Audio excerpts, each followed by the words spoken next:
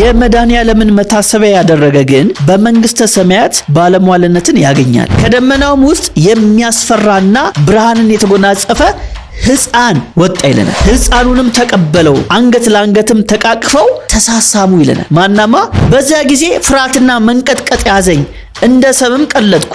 እንዲህም ስል መለሰልኝ፣ ዛሬ የተወለድኩ የማርያም ልጅ እኔ መድኃኔዓለም ነኝና አትፍራ አለ። ይህንንም ብሎ አፌን ሳመኝ፣ ከጣሙም ብዛት የተነሳ አፌን አጣፈጠው። ምንም አላወቅኩም፣ ልቤን አሳትቶኛልና ለአንድ ሰዓትም በልብሴ ቋጠርኩት ይላል። ሳልጠግብ ልትሄድ ነውና አልኩት። በዚያ ጊዜ ምራቁን ከራሴ ላይ እንትፍ አለ። ንሳ፣ ተስፋ ይሁን፣ ተረጋጋበትም። እኔም አልተውም፣ ዘውትር ካንተ ጋር እሆናለሁ አለኝ። ይህን ብሎ ወደ ሰማይ አረገ። እውነት እንደዚህ አይነት ኢየሱስ አለ? እናቱም መለሰችልኝ፣ አፌንም ሳመችኝ፣ ሕፃኑም ይዞ አፌን ሳመኝ። ይህ መጽሐፍ ክርስቶስን ብቻ አይደለም ማርያምንም የሚያቃልል የሚያዋርድ መጽሐፍ ነው።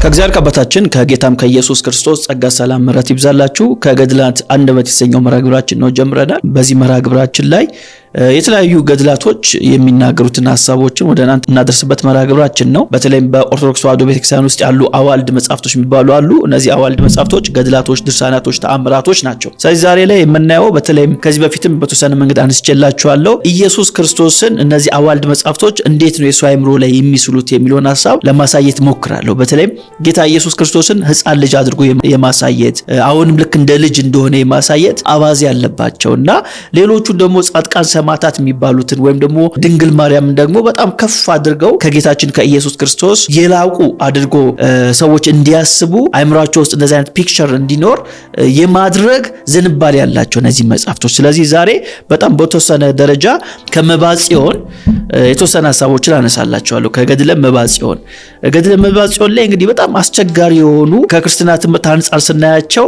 በጣም ልክ ያልሆኑ ሐሳቦችን የያዘ የስተት ጽሑፍ እንደሆነ ከዚህ በፊትም ለማንሳት ሞክረናል። ዛሬ በተወሰነ መንገድ እነዚህን ሐሳቦችን ለማሳየት ልሞክር። ባለፈው ትዝ የሚላችሁ ከሆነ በተለይም ከጠላ ጋራ በተገናኘ የጌታችን የኢየሱስ ክርስቶስ ደም ከጠላ ጋራ ተመሳሳይ እንደሆነ ወይም ደግሞ ጠላ የኢየሱስ ክርስቶስ ተምሳሌት እንደሆነ አምሳያ እንደሆነ በኦርቶዶክስ ተዋሕዶ ቤተክርስቲያን ውስጥ ያለውን ትምህርት ለማሳየት ሞክሬ ነበር። ዛሬም በተወሰነ መንገድ እሱን ነገር አጽንኦት ልስጥበትና ከዛ ወደ ዋናው ሐሳብ እመለሳለሁ። በዚህ በገጽ 128 ላይ እንደዚህ የሚል ሐሳብ እናገኛለን። ገድለ አቡነ መባጽዮን የሰኘው ምዕራፍ 1 ከቁጥር 5 ጀምሮ እንደዚህ ይላል። የመድኃኔዓለምን መታሰቢያ ያደረገ ግን በመንግስተ ሰማያት ባለሟልነትን ያገኛል።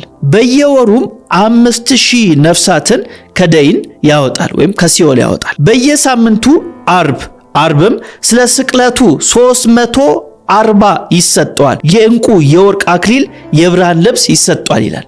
አያችሁ፣ ለምሳሌ የመድኃኔዓለምን መታሰቢያ ቀን ለምሳሌ በ27 አንድ ሰው የመድኃኔዓለምን መታሰቢያ ቢያደርግ ጠላ ቢጠምቅ ዳቦ ቢደፋ እና ሰዎችን ቢያበላ ቢያጠጣ ያ ሰው በየወሩ 5000 ነፍሳትን ከሲኦል የማውጣት ስልጣን ይሰጣል ይለናል። ስለዚህ ዛሬ በ27 ቢሆን ዛሬ ቀኑ ጠላ በጠምቅና ሰዎችን ባጠጣ ባሰክራቸው በሌላ አገላለጥ ምን አይነት ስልጣን ይሰጠኛል? በየወሩ በ27 ወር በገባ በ27 በየወሩ 5000 ነፍሳትን ከሲኦል የማውጣት ስልጣን ይሰጠኛል ማለት ነው። አስባችሁታል? ጠላ ምን አይነት ስልጣን እንዳለው በኦርቶዶክስ ቤተክርስቲያን እንደዚህ ከሲኦል ነፍሳቶችን የማውጣት ስልጣን አለው የሚል ሐሳብን ያንጸባርቃል። ከዛ ገጽ 130 ላይ እንደዚህ ይለናል። የመድኃኔዓለም ለመታሰቢያው የተደረገው ህብስት እንደ ቅዱስ ሥጋው ጽዋውም እንደ ክቡር ደም ይሆናል ይለናል። ጽዋው የሚለው ምኑን ነው? ጠላውን። ጠላው እንዴት ይሆናል? እንደ ክቡር ደም እንደ ኢየሱስ ክርስቶስ ክቡር ደም ይሆናል ብሎ ገድለ መባጽዮን ላይ እንግዲህ ከዚህ በፊት ስለ ጠላ ያሰራውላችሁ ፕሮግራም አለ። ያላያችሁ ሰዎች ገብታችሁ እዩ። ጠላ ሎጂ የሚል ርዕስ የተሰጠው ማለት ነው። እዛ ላይ ታገኛላችሁ ሰፊ ሐሳብ። እዚህ ላይም ገድለ መባጽዮን ላይም ተመሳሳይ ነገር እናገኛለን። የጠላው ሐሳብ እንደቀጠለ እናገኛለን ማለት ነው። ወደ ዋናው ሐሳቤ ስመጣ ግን ጌታ ኢየሱስ ክርስቶስን በዚህ በኩል ጠላውና የኢየሱስ ደም ማነጻጸር ውስጥ ይገባሉ። በዚህ በኩል ደግሞ ጌታ ኢየሱስ ክርስቶስን ደግሞ ሕፃን ልጅ አድርገው አሁንም ኢየሱስ ክርስቶስ እንደ ሕፃን ልጅ እንደሚገለጥና ጨዋታ እንደሚጫወት ዕቃቃ እንደሚል አድርገው እነዚህ ገድላቶች ይነግሩናል። አንድ ክፍል እስቲ ላንብብላችሁ። ገጽ 152 ላይ እንደዚህ ይላል። ይህ መባጽዮንም ዘለለ። ከፍ ብዬ ላንብብላችሁ ከቁጥር 16 ጀምሮ። የዚያን ጊዜም ሰማይ ተከፈተ፣ እንደ ፀሐይ ብሩህ የሆነ ደመናም ወረደ። ከደመናውም ውስጥ የሚያስፈራና ብርሃንን የተጎናጸፈ ሕፃን ወጣ ይለናል። ምን ወጣ? ሕፃን ወጣ። እንግዲህ መባጽዮን ትልቅ ሰው ነው፣ አረጋዊ ነው እና ምን ያህል ከዛ ከሚያስፈራ ብርሃንን የተጎናጸፈ ሕፃን ወጣ ይለናል። ከዛስ ይህ መባጽዮንም ዘለለ፣ ሕፃኑንም ተቀበለው፣ አንገት ለአንገትም ተቃቅፈው ተሳሳሙ ይለናል። ማናማ? መባጽዮን፣ አዛውንቱ መባጽዮንና ሕፃኑ አንገት ለአንገት ተቃቅፈው ምን አደረጉ? ተሳሳሙ። ይህን ነገር ያዩ ቅዱሳንም አደነቁ። ይህን ያህል ጸጋ ስለምን ነገር ተሰጠው ተባባሉ። ሕፃን ብሎ የሚገልጸው ማን ነው? ጌታችን ኢየሱስ ክርስቶስን ነው። እንዴት ከተባለ እዚህ ገጽ 156 ላይ እንደዚህ የሚል ሐሳብ ያንጸባርቃል። ቁጥር 9 ላይ ገጽ 156 ቁጥር 9 ላይ በዚያም ጊዜ የሰማይ በር ተከፍቶ አየ። ተመልከቱ፣ ድጋሚ ማለት ነው።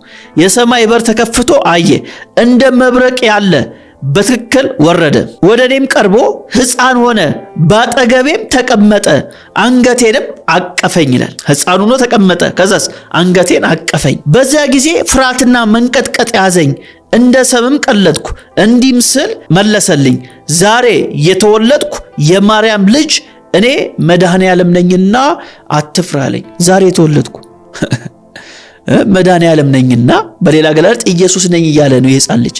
አያችሁ ኢየሱስ እንዴት አድርጎ እንደሚስሉልን አይምሯችን ላይ ሕፃን ልጅ ዛሬም እንደ ሕፃን ከሰማይ እንደሚወርድ አድርጎ ያቀርቡልናል። አትፍራ አለኝ። እሺ ከዛስ ምን አደረገ? የሕፃን ልጅ ግንንም ብሎ አፌን ሳመኝ፣ ከጣሙም ብዛት የተነሳ አፌን አጣፈጠው። ምንም አላወቅኩም፣ ልቤን አሳትቶኛልና ለአንድ ሰዓትም በልብሴ ቋጠርኩት ይላል። ለአንድ ሰዓት የሕፃን ልጅና አረጋዊው መባጽዮን ለአንድ ሰዓት ያክል ምን አደረጉ?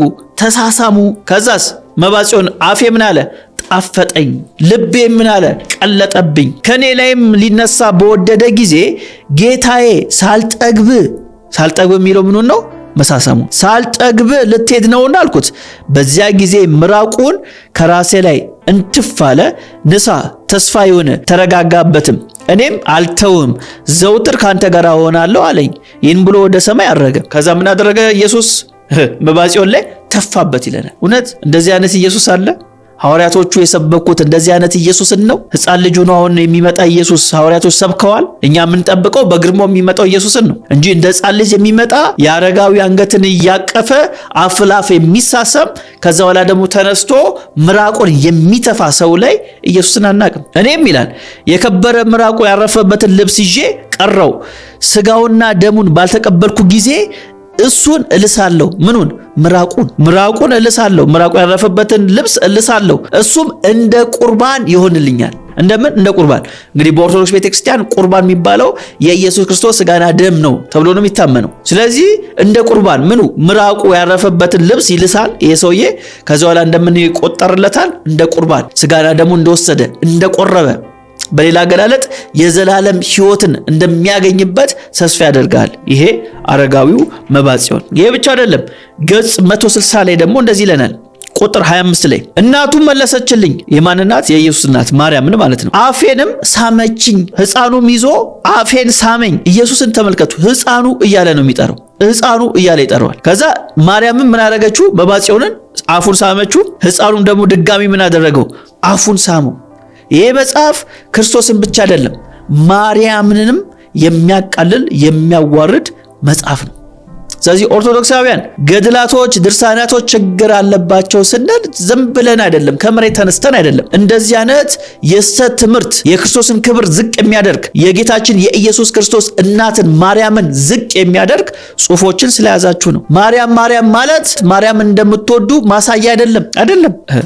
ማርያምን መውደድ ማለት መጽሐፉ እንደሚናገረው በተናገረው ልክ እሷን መቀበል ማለት ነው። ይሄ መጽሐፍ ማርያምን ከሚወድ ሰው የተጻፈ ነው ከተባለ አይደለም። ማርያም እየመጣች የሰውን አፍ የምትስም እናት አይደለች። እንደዚህ አይነት ማርያም አናቅ። እንቀጥላውንም ገጽ 164 ላይ እንደዚህ ይላል። ስለ ኢየሱስ ሲያወራ ይህንን ብሎ ጣቱን አወጣ፣ ወደኔ ቅረቡ አለው። ሁለመናው በመለኮት ጨውነት ይጣፈጥ ዘንድ አውራ ጣቱን አጠባው ይለናል። አጥቢው ነው የተገለጠው ኢየሱስ። የሚጠባው ማን ነው? መባጽዮን። መጀመሪያ በመለኮት ጨውነት ሁለመናውን አጣፈጠውና ከዛስ አውራ ጣቴን ጥባልኝ ይለዋል። ከዛ መባጽዮን ምን አደረገ? ጠባ። ምዕራፍ 9 ቁጥር 1 ላይ እንደዚህ ይላል፣ በሶስት ስም አምነን ለሚያነበውና ልብ ብሎ ለሚሰማው አስረድተን እናገራለን። የመድኃኔዓለም ፍቅሩ በመባጽዮን ላይ በበዛ ጊዜ የምሕረት ቃል ኪዳንን ይሰጠው ዘንድ ጎበኘው፣ ጣቱንም አጠባው ይለናል። ጣቱንም አጠባው። ኦርቶዶክሳውያን የእውነት በማስተዋል ሆናችሁ ስሙኝ። ይሄ የኢየሱስ ክርስቶስን ክብር የሚጋፋ መጽሐፍ ነው ወይንስ የኢየሱስን ክብር ከፍ የሚያደርግ? ኢየሱስ እየመጣ በሕፃን አምሳል እየመጣ ከመነኩሴ ጋር 1 ሰዓት ያክል ይሳሳማል። ከዛ ደግሞ አልፎ አውራ ጣቱን እየሰጠ ሰዎች እንዲጠቡለት የሚፈልግ አምላክ ጌታ አለን? እውነት እንደዚህ አይነት ጌታ ሐዋርያቶች ሰብከውልናል? በፍጹም። አስተውሉ። እነዚህ መጻሕፍቶች ወደ ሲኦል እንድትሄዱ መንገድን የሚጠርጉ መጻሕፍቶች መሆናቸውን ማስተዋል አለባችሁ። እንቀጥላለን። የዚህ መጽሐፍ ጉድ አያልቅም። ገጽ 184 ቁጥር 20 ላይ ደግሞ እንደዚህ ይላል፣ ይህንንም ብሎ ሕፃን መድኃኔዓለም ወደ ድንግልናቱ ታቀፈ፣ ጡቷንም ጠባ፣ ለሱም የግራ ጡቷን አጠባው ይለናል። ተመልከቱ። ኢየሱስ ክርስቶስ ሕፃኑ ይለዋል። ኢየሱስ ክርስቶስ የማርያምን ቀኝ ጡት ይጠባል። አሁንም ከዛስ የማርያምን የግራ ጡት ደግሞ ለማን ይሰጣል? ለመባጽዮን ይሰጠውና መባጽዮን ምን ያደርጋል? ይጠባል ማለት ነው።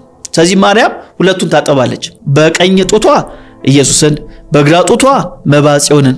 ለዚህ እኮ ነው እናንተ ማርያምን አትወዷትም ምንለው። ምክንያቱም የእናንተ መጻሕፍቶች የማርያምን ክብር ዝቅ የሚያደርግ ነው፣ ከፍ የሚያደርግ ሳይሆን። ስለዚህ ወደ እውነተኛዋ ራሱ ወደ ጌታ እናት መምጣት አለባችሁ። ወደዚህ ቤተሰብ መግባት አለባችሁ። ምክንያቱም አንድ ቤተሰብ ነው ያለው፣ አንድ የእግዚአብሔር መንግስት ነው ያለው። እዛ የእግዚአብሔር መንግስት ውስጥ ማርያም አለች። እኛ ከማርያም ጋር ነን ያለ ነው። ምክንያቱስ ከተባለ አንዱ መንግስት ውስጥ ስለሆነ ያለ ነው። እዚህ ላይ ያለችዋ ማርያም ግን ከዚህ መንግስት የራቀች፣ ከዚህ ቤተሰብ የራቀች፣ የኢየሱስ እናት ያልሆነች በስም ብቻ የምትመሳሰል ማርያም ነች። ይህንን ብሎ ሕፃን መድን ወደ ድንግልናቱ ታቀፈ፣ ጡቷንም ጠባ፣ ለሱም የግራ ጡቷን አጠባው በማለት ገጽ 184 ቁጥር 20 ላይ ይናገራል። እንቀጥል። አሁንም ገጽ 190 ምዕራፍ 15 የአርቡ ላይ ቁጥር 1 ላይ እንደዚህ ይላል፣ አንድ አምላክ በሚሆን በአብ በወልድ በመንፈስ ቅዱስ ስም ከዕለታት በአንድ ቀን አባታችን መባጽዮን ቆሞ በትጋት እየጸለየ ሳለ የወርቅ በትርን ይዞ ከሕፃናት ጋር ሲጫወት በሩቅ ሕፃንን አየ ይለናል። ምን ሲያደርግ? ሲጫወት። ይሄ የሚጫወተው ማን ነው? ኢየሱስ ክርስቶስ። ኢየሱስ ክርስቶስ ከሕፃናት ጋር ምን ያደርጋል? ዕቃ ይጫወታል ይለናል። አሁንም እንዴት እናውቃለን እሱ መሆኑ ከተባለ ቁጥር 2 ላይ እንደዚህ ይላል፣ በዚያም ጊዜ ደምግባቱ ያማረ የወርቅ በትር በእጁ የያዘ ይህ ልጅ የማን ነው? የንጉሥ ልጅ ይመስላል ብሎ አሰበ። እሱ ጌታ መድን መሆኑን ከቃሉ አውቆ ያን በትር ተቀበለው፣ በእጁም ያዘው ይላል። ማነው የሕፃን ልጅ የሚጫወተው ዕቃ? ኢየሱስ ክርስቶስ ነው። ሕፃኑ መለሰልኝ እንዲህ አለው፣ አባታችን መባጽዮንም ለሕፃኑ ሰገደ። ለማ? ለሕፃኑ ዕቃ ይጫወት የነበረው ለዛ ሕፃን ልጅ ሰገደለት በማለት ይናገራል። አንድ መጨረሻ ሐሳብ ላንሳና መልእክቴን ልጠቅልል። ከዚህ ከጨዋታ ጋር በተገናኘ ገጽ 222 ላይ ቁጥር 23 ላይ እንደዚህ ይላል፣ ከዚያም በኋላ አባታችን እንደ ልማዱ በዕለተ ዓርብ የመድኃኔዓለም መታሰቢያ ያደርግ ዘንድ አሰበ። ጌታችንም በሕፃን አምሳል መጣ። አሁን እንዴት ነው የመጣው? ኢየሱስ ሕፃኑ ነው። በሕፃን አምሳል መጣ፣ አንገቱንም አቀፈው፣ ሁለመናውንም በብርሃን ሸለመው፣ ራሱንም ይዞ ፊቱና ጉንጮቹን ዳሰሰው፣ ከሱም ጋራ ተጫወቱ። መባጽዮንና ኢየሱስ ክርስቶስ ተጫወቱ። ለምን? ሕፃን ነው። መጀመሪያም ሲጫወት ያገኘው፣ አሁን ደግሞ እዚህ ጨዋታ ውስጥ ማተቀላቀለ፣ መባጽዮን ተቀላቀለ። ምን አይነት ጨዋታ ነበር ይጫወቱ የነበሩት የሚለውን አይናገርም። ግን ምናውቀው አንድ ነገር ምንድነው? የሕፃናት ጨዋታ መሆኑን ነው የምናውቀው። ምክንያቱም ለሕፃን ነው የተገለጠው። ከሌሎች ሕፃናት ጋር ተጫወቱ ይለናል። ሕፃናት መቼ የሚጫወቱት የአዋቂ ጨዋታ አይደለም፣ የሕፃን ጨዋታ ነው የሚጫወቱት። ስለዚህ በአጠቃላይ መጽሐፉ የሕፃን መጽሐፍ ነው። ሰው ይህን መጽሐፍ አንብቦ ኢየሱስ ክርስቶስን ወደ መምሰል ከፍታ አያድግም። አንድ የመጽሐፍ ቅዱስ ክፍል ላንብብላችሁ። ሐዋርያው ጳውሎስ ጢሞቴዎስን፣ መንፈሳዊ ልጁን ጢሞቴዎስን የመከረውን ምክር በዚህ በሁለተኛ ጢሞቴዎስ መልእክቱ ምዕራፍ 3 ላይ ሐዋርያው ጳውሎስ እንደዚህ ይላል። ከቁጥር 14 ጀምሮ ያለውን አንብብላችሁ። አንተ ግን በተማርክበትና በተረዳህበት ነገር ጸንተህ ኑር፣ ከማን እንደተማርከው ታውቃለህና ከሕፃንነት ጀምረ ክርስቶስ ኢየሱስን በማመን መዳን የሚገኝበትን ጥበብ ሊሰጡ የሚችሉትን ቅዱሳት መጻሕፍትን አውቀሃልና የእግዚአብሔር ሰው ፍጹምና ለበጎ ሥራ ሁሉ የተዘጋጀ ይሆን ዘንድ የእግዚአብሔር መንፈስ ያለበት መጽሐፍ ሁሉ ለትምህርትና ለተግሣጽ ልብንም ለማቅናት በጽድቅም ላለው ምክር ደግሞ ይጠቅማል ይላል። አያችሁ የሚጠቅመው ምን አይነት መጽሐፍ ነው ከተባለ የእግዚአብሔር መንፈስ ያለበት መጽሐፍ። የእግዚአብሔር መንፈስ ያለበት መጽሐፍ ደግሞ ምንድነው የሚያደርገው ከተባለ በኢየሱስ ክርስቶስ በማመን የሚገኘውን ዕውቀት ይሰጣል። መዳን የሚገኝበትን ዕውቀት ይሰጠናል። ጥበብን ይሰጠናል። ሰው እንዴት ነው የዘላለም ሕይወት ማግኘት የሚችለው ለሚለው ጥያቄ መልስ የሚሰጠን እነዚህ መጽሐፍቶች ገድላቶች አይደሉም፣ ድርሳናቶች አይደሉም። ለምን ከተባለ የእግዚአብሔር መንፈስ የለባቸው። የእግዚአብሔር መንፈስ ያለበት መጽሐፍ ይሄ ነው። ሰዎች ኢየሱስ ክርስቶስን በማመን እንዴት ሰዎች መዳን ማግኘት እንደሚችሉ እነዚህ መጽሐፍቶች ይጠቁሙናል። ስለዚህ ሐዋርያው ጳውሎስ ለጢሞቴዎስ የመከረው ነገር ምንድነው?